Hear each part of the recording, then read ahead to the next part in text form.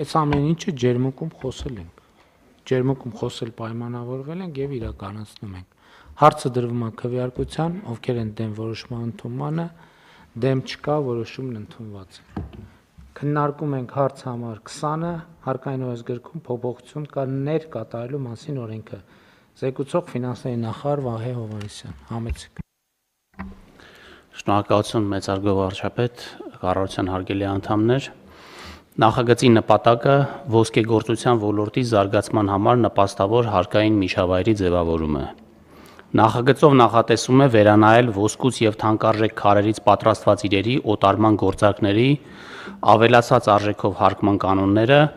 եւ սահմանել հատուկ կանոններ։ Գործող օրենսդրության համաձայն, թեև ոսկու եւ թանկարժեք քարերի օտարումն ազատված է ավելացած արժեքի հարկից, այդուհանդերձ ոսկու եւ թանկարժեք քարերի օգտագործմամբ ստացված ոսկյա զարդի օտարումը ենթակա է ավելացած արժեքով հարկման։ Վերջնարդյունքում փաստացի ստացվում է, որ ոսկյա զարդի պատրաստման համար օգտագործված ոսկին եւ թանկարժեք քարերը հարկվում են ավելացած արժեքի հարկով։ Ընդ որում հատկանշական է այն, որ ոսկու եւ թանկարժեք քարերի արժեքը հաճախ կազմում է ոսկյա զարդերի արժեքի հիմնական մասը։ Այս պարագայում խնդիրն այն է, որ երբ ոսկեգործությամբ զբաղվող տնտեսվարող սուբյեկտները իրենց իրացման շրջանառությամբ հատում են ավելացած արժեքի հարկի շեմը տարեկան 115 միլիոն դրամ, իրենց կողմից շուկայում առաջարկվող ոսկյա զարդի գինը ավելացած արժեքի հարկով պայմանավորված կտրուկ աճում է եւ ոսկյա զարդը գնային առումով դառնում է ոչ մրցունակ։ Մյուս կողմից ոսկին եւ թանկարժեք քարերը առանձնահատուկ հումքի տեսակներ են այն իմաստով, որ արժեշղթայի մի օղակից մյուսն անցնելով, հումքից զարդ դառնալով պահպանում են իրենց արժեքը։ Հետագայում կարող են օգտագործվել մեկ այլ զարդ պատրաստելու համար եւ այլն։ Այսինքն հումքի այս տեսակները կարող են բազմակի անգամ լինել արժեշղթայի օղակներում, ինչը բնականաբար չի նշանակում, որ յուրաքանչյուր անգամ դրանց արժեքի չափով նոր արժեք է ստեղծվում։ Հետևաբար յուրաքանչյուր անգամ այդ հումքի արժեքը ԱԱՀ-ով հարկելն արդարացի չի լինի։ Վերոնշյալը հաշվի առնելով նախագծով առաջարկվում է սահմանել երկու առանձին կարգավորում ոսկուց եւ թանկարժեք քարերից պատրաստված իրերի արտադրողների եւ դրանք վերավաճառողների համար։ Մասնավորապես առաջին կարգավորումը արտադրողների համար առաջարկում է սահմանել, որ ավելացած արժեքի հարկով հարկում է ոսկյա իրի օտարման գնի եւ դրա արտադրության համար օգտագործված ոսկու եւ թանկարժեք քարերի ձեռքբերման գնի դրական տարբերությունը։ Օրինակ, եթե արտադրողը ոսկյա զարդը վաճառում է 100 միավորով եւ եթե այդ զարդի պատրաստման համար ունի ոսկու փաստաթղթավորված ծախս 60 միավորի չափով եւ ադամանդի փաստաթղթավորված ծախս 25 միավորի չափով, ապա ավելացած արժեքի հարկը պետք է վճարի ոչ թե 100 միավորի հաշվարկով, այլ 15 միավորի հաշվարկով, այսինքն 100-ից հանած 60 հանած 25։ Երկրորդը առևտրական առք ու վաճառքի գործունեությամբ զբաղվող անձանց համար առաջարկում է սահմանել, որ ԱԱՀ-ով հարկում է ոսկյա իրի օտարման գնի եւ դրա ձեռքբերման գնի դրական տարբերությունը։ Օրինակ, եթե ոսկյա զարդի վերավաճառվող զբաղվողը արտադրողից 100 միավորով ձեռքբերված ոսկյա զարդը վաճառում է 120 միավորով, ապա ԱԱՀ-ն պետք է վճարի ոչ թե 120 միավորի հաշվով, այլ 20 միավորի հաշվով։ Նախագիծը քննարկվել է ոսկեգործության ոլորտի տնտեսվարող սուբյեկտների հետ։ Ակնկալվում է, որ նախագծի ընդունումը էապես կբարելավի այս ոլորտում գործող հազարավոր տնտեսվարողների գործունեությունը եւ մեծապես կնպաստի ոսկեգործության ոլորտի զարգացմանը եւ մրցունակության բարձրացմանը։ Միևնույն ժամանակ նախագծի ընդունումը կխթանի ոսկեգործության ոլորտում ինչպես հումքի ձեռքբերման, այնպես էլ պատրաստի արտադրանքի օտարման գործարքների փաստաթղթավորումն ու թափանցիկ գործելավոճը։ Հարգելի գործընկերներ, ինչպես արդեն համոզվեցիք, բավականին բարդ նախագիծ է, եթե պարզ ասեմ, մեր հարգելի ոսկերիչների համար շատ լավ նախագիծ է, որը նրանց պիտի օգնի հարստանալ եւ հարստացնել եւ մեր ոսկերչական արտադրանքը ներմուծվողի համեմատ մրցունակությունը էականորեն պետքա բարձրացնի, ընդ որում մենք անընդհատ հիշում եք խորհրդարանում ենք քննարկումներ ունեցել, տենց ցույցեր են եղել, բողոքի ակցիաներ են եղել, վեճեր են եղել, կռիվներ են եղել, մենք ուզում ենք հասկանանք, թե ինչի են, ինչ լրացուցիչ պրոբլեմ կա, որ մեր հարգելի ոսկերիչներին ստիպում է գալ եւ այդ շրջանառության հարկի հարկից մի 2000 դրամ ներքև ամբողջը սենց միանգամից արգելակել։ Եվ էլի սենց բանով նամակագրությունով, կռիվով, վեճով, բանավեճով եւ այլն, եկանք հանգեցինք, որ ստեղ է խնդրեմը, որ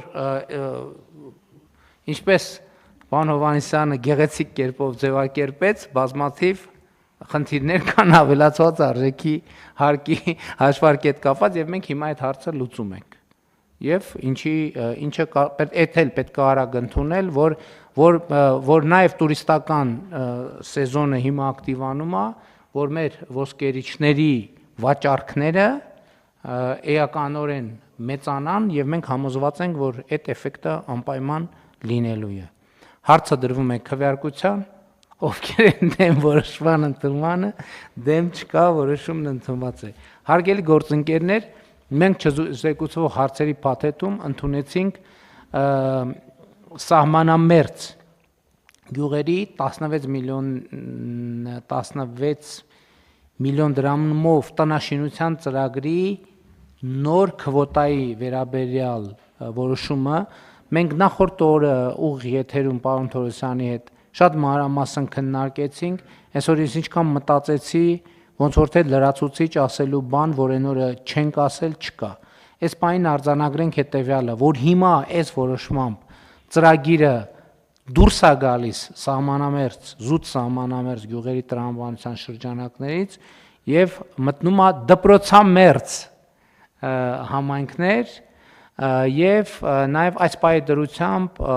մենք մոտավորապես 1400 նոր տան ֆինանսավորում ենք իրականացվում,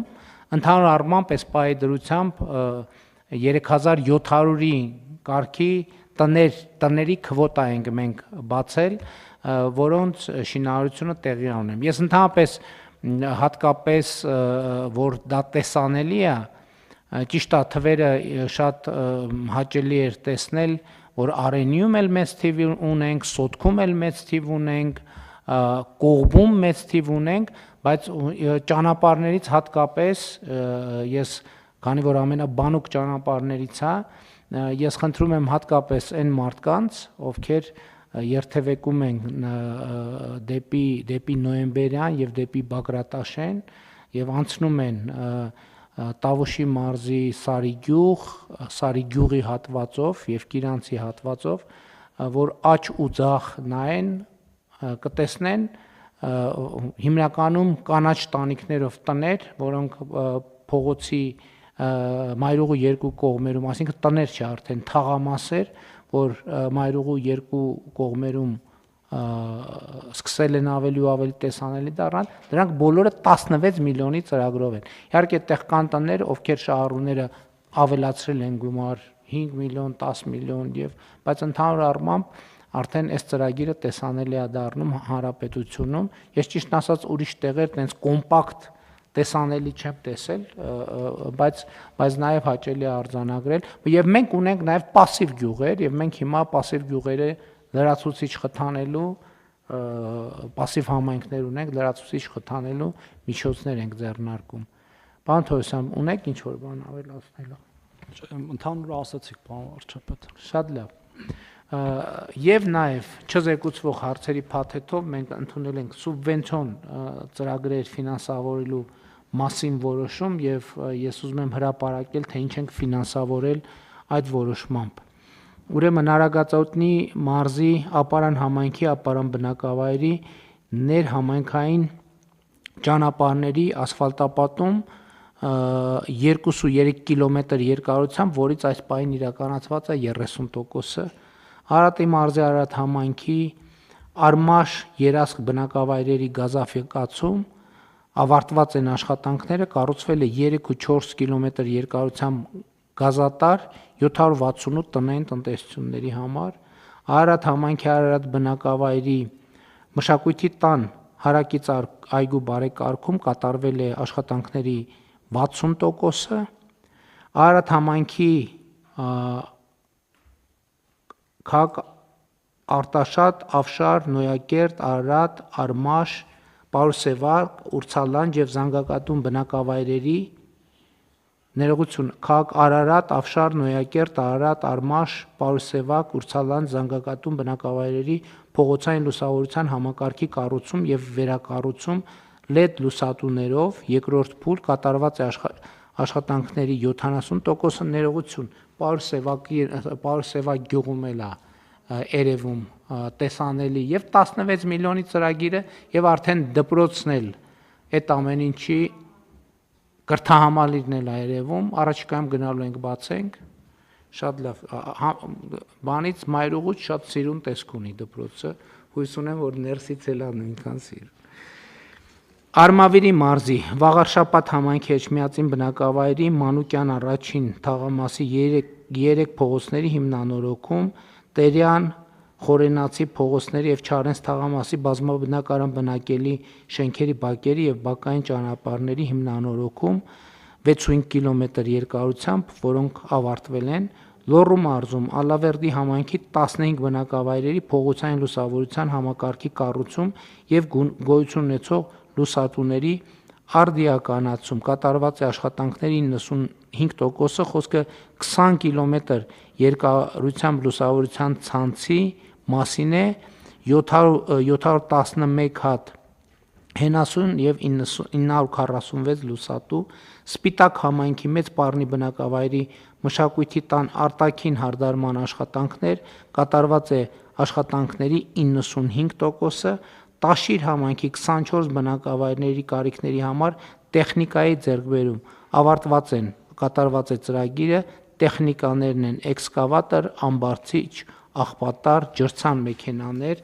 մատակարարված են արդեն, Կոտայքի մարզի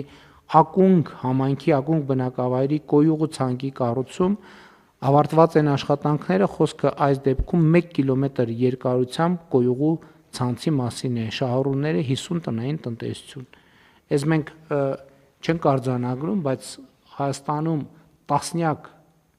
տասնյակ, եթե ոչ հարյուրավոր բնակավայրեր կան, որ ընդհանրապես կոյուղի չունի։